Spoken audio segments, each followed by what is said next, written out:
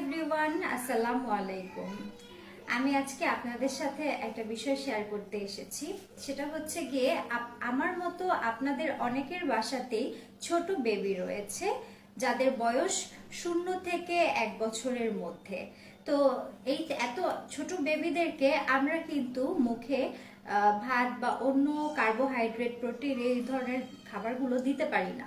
তো এর রিপ্লেসমেন্টে 6 মাসের পর থেকে বাচ্চাদেরকে মুখে কিন্তু আমাদেরকে খাবার দিতে হয়, কিন্তু সেটা ওরা যেন খেতে পারে সেই প্রসেস অনুযায়ী।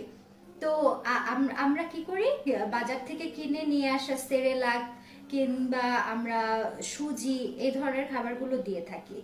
আমরা অনেকেই ভাবি যে সুজি হয়তো বাচ্চাকে মোটা করে ফেলে, স্বাস্থ্যবান করে ফেলে, কিন্তু এটা যে হেলদি ওয়েতে করে না সেটা কিন্তু আমরা কেউই জানি না। প্রসেসটা আপনাদেরকে বলে দিচ্ছি যে সুজি কিভাবে একটা বেবিকে মোটা করতে পারে। বস্তুত সুজি বা চিনি এই সব কিছুতেই রয়েছে শর্করা। যখন কেউ প্রোটিন গ্রহণ না করে শুধুমাত্রই শর্করা গ্রহণ করে তখন তার শরীরের অনেকটিক প্রেসার কমে যায়, কিন্তু প্রোটিন সেই প্রেসার ধরে রাখতে সাহায্য করে। আর বাচ্চাদেরকে শুধুমাত্র শর্করা দেওয়ার কারণে তাদের শরীরের অনেকটিক প্রেসার কমে যায়, যার ফলে শরীরের তরল বা পানি কোষের বাইরে বেরিয়ে আসে। তরল চামড়ার নিচে গিয়ে জমা হয়, যেটাকে বলা হয় ইডিমার।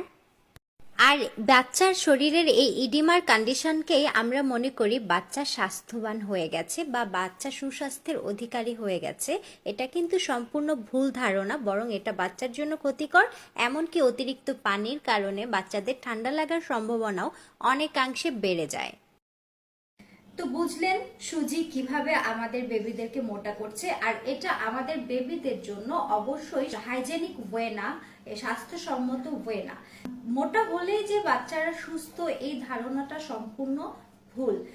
আমাদের বেবিদেরকে প্রতিদিন নির্দিষ্ট কিছু উপাদান অবশ্যই আমাদেরকে দিতে হবে, যারা ওদের শরীরের বৃদ্ধি, গঠন সবকিছুতে সহায়তা করবে এবং রোগ প্রতিরোধ ক্ষমতা এর সাথে বৃদ্ধি করবে।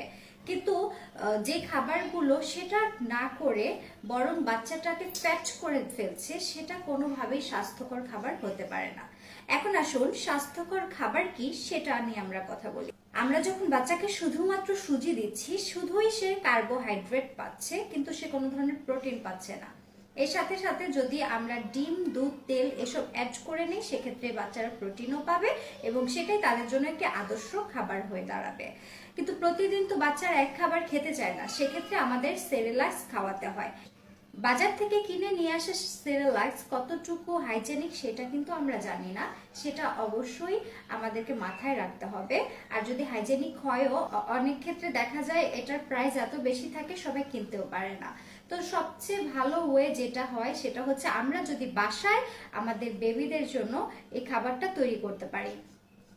আর আমি আমার বাচ্চার সুস্বাস্থ্যের কথা চিন্তা করে বা খাবারটা ভালো কিনা সেই কথাটা চিন্তা করে বা স্বাস্থ্যসম্মত উপায়ে যেন আমি আমার বাচ্চাকে খাবার দিতে পারি, সবকিছু চিন্তা করে আমিও ডিসিশন নিয়ে নেই যে আমার বাচ্চাকে আমি বাড়িতে তৈরি সেরেলাক খাওয়াবো।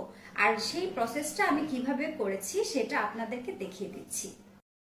আমি প্রথমে 1 কাপ পোলার চাল, সমপরিমাণ ভাতের চাল, হাফ কাপ মুগের ডাল এবং হাফ কাপ মসুরের ডাল অ্যাড করেছি।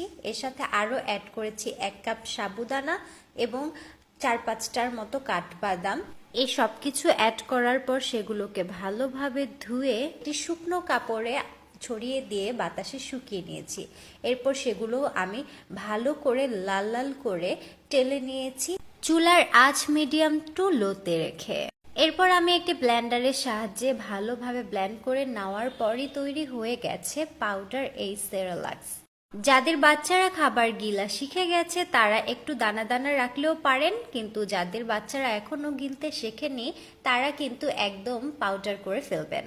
সেরেলাক পাউডার যখন পুরোপুরি রুম টেম্পারেচারে চলে আসবে তখন একটি এয়ারটাইট কন্টেইনারে তা সংরক্ষণ করে রাখতে হবে। এতে করে অনেক দিন পর্যন্ত ভালো থাকবে এবং খাবারটি বাচ্চাকে খাওয়ানো যাবে। আমি আমার বাচ্চার জন্য কিনে আনা ন্যানো দুধের যেই কন্টেইনারটি ছিল সেই টিনের কন্টেইনারটিতেই সংরক্ষণ করেছি, কারণ এটাতেই সবচেয়ে বেশি ভালো থাকবে এই খাবারটা। এতে বাতাস ঢোকার কোনো চান্সও নেই।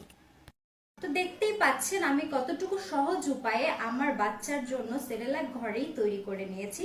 আর সেটা কিন্তু সেটার মধ্যে রয়েছে protein, carbohydrate, H and everything. আমি এটাতে সয়াবিন তেল অ্যাড করে রান্না করে দুধ চিনি দিয়ে তারপর ওকে খাওয়াই। আর এটার মধ্যে ডাল, সাবুদানা প্লাস হচ্ছে গিয়ে চাল সবকিছুই রয়েছে। আমি চাইলে ডিমও অ্যাড করতে পারবো। সো এটা বাচ্চার জন্য অত্যন্ত আদর্শ একটা খাবার। আর আমার বাচ্চাকে যদি রেগুলার এই খাবারটা আমি খাওয়াতে পারি, সে স্বাস্থ্যের দিক থেকেও পরিপূর্ণ থাকবে, তার গঠন, তার বৃদ্ধি, এমনকি রোগ প্রতিরোধ ক্ষমতা সবকিছু খুব ভালোভাবে হবে।